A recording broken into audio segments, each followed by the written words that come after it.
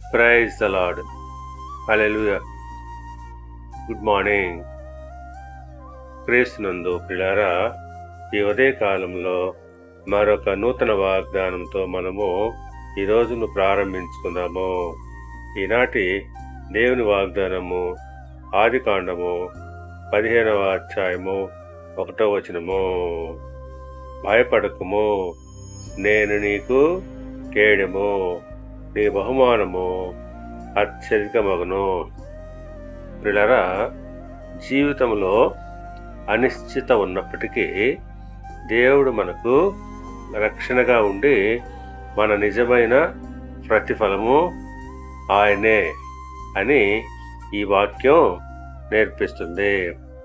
అవును, దేవుడు అబ్రహామును ఈ రీతిగా బలపరుస్తున్నాడు.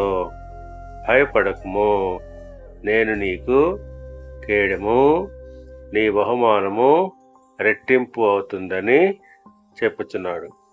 అవును, నిజమే. ఆ ప్రకారంగానే మనము దేనికి భయపడరాదు. ఎందుకంటే దేవుడు మనకు రక్షణగా ఉంటాడు. నీ ఆశీర్వాదాన్ని రెట్టింపు చేస్తాడు. కనుక ప్రియులారా, మనము దేవుని యందు విశ్వాసం ఉంచాలి. దేవుడు మిమ్మల్ని దీవించి ఆశీర్వదించి వర్ధిల్ల చేయునుగాక. ఆమేన్.